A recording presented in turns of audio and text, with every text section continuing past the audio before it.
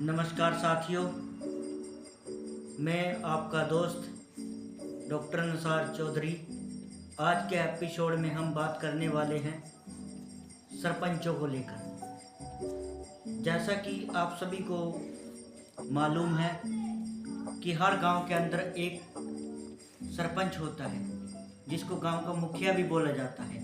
मुखिया का काम गांव का विकास करवाना होता है और सरकार के द्वारा चलाई गई योजनाओं को गांव में इम्प्लीमेंट करना होता है, यानी कि उनको गांव में लागू करवाना होता है।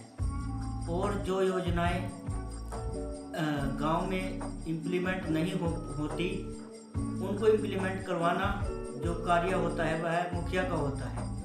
परंतु आज के समय में सरपंच जो है वो दो गांव को दो प्रकार में बांट देता है, यानी कि गांव को जो है वो दो प्रकार से डिवाइड कर देता है, एक पक्ष और एक विपक्ष। और जबकि मुखिया को ऐसा नहीं करना चाहिए। कोई भी सरपंच हो या विधायक हो या एमपी हो, वो उस क्षेत्र में सभी का होता है। गांव में सरपंच सभी का होता है, किसी एक पक्ष का नहीं होता। उसको दोनों पक्षों के लिए कार्य करना चाहिए, किसी एक पक्ष के लिए कार्य नहीं करना चाहिए। इसी संदर्भ में मेरे आज इस वीडियो के माध्यम से आप लोगों से दो प्रश्न हैं और उनके मैं चार ऑप्शन भी रख रहा हूँ। उनमें से मेरा पहला प्रश्न है कि सरपंच को किस प्रकार से कार्य करना चाहिए। इसके मेरे चार ऑप्शन हैं। पहला ऑप्शन है पक्ष और विपक्ष दोनों के लिए। दूसरा ऑप्शन है मेरा एक पक्ष के लिए। तीसरा ऑप्शन है मेरा किसी भी पक्ष के लिए नहीं। और चौथा ऑप्शन है मेरा इनमें से कोई नहीं। साथियों, अगर आप मेरे पहले ऑप्शन से सहमत हैं तो आप वीडियो को लाइक करें और चैनल को सब्सक्राइब करें। और आप अगर दूसरे ऑप्शन से सहमत हैं तो मेरे चैनल को सब्सक्राइब करें। और अगर आप तीसरे ऑप्शन से सहमत हैं तो आप कमेंट करें। और अगर आप चौथे ऑप्शन से सहमत हैं तो आप ओनली वीडियो को सिर्फ देख लें। और मेरा दूसरा जो प्रश्न है वह यह प्रश्न है कि हमें शिक्षा जो है वो किस मोटिव से प्राप्त करनी चाहिए। उसमें मेरे चार ऑप्शन हैं।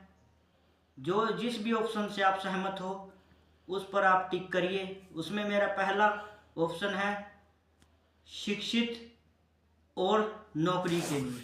दूसरा ऑप्शन है नौकरी के लिए। और तीसरा ऑप्शन है रोजगार प्राप्त करने के लिए। और चौथा ऑप्शन है इनमें से कोई नहीं। अगर आप पहले ऑप्शन से सहमत हैं तो मेरे वीडियो को लाइक करें और चैनल को सब्सक्राइब करें।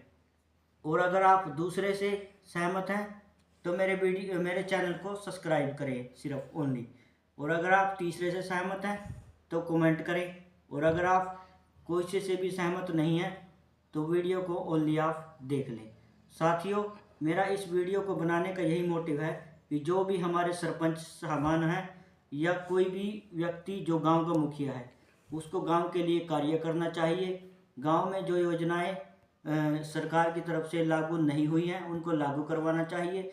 बच्चों की ओर भी ध्यान देना चाहिए, क्योंकि बहुत सारे गांव ऐसे हैं जिनमें खेलने की व्यवस्था नहीं है, यानी कि खेल के स्टेडियम नहीं है। गलियाँ टूटी पड़ी हैं, नालियाँ टूटी पड़ी हैं और गांव में पानी इकट्ठा हो जाता है। गांव में लाइट की व्यवस्था नहीं है।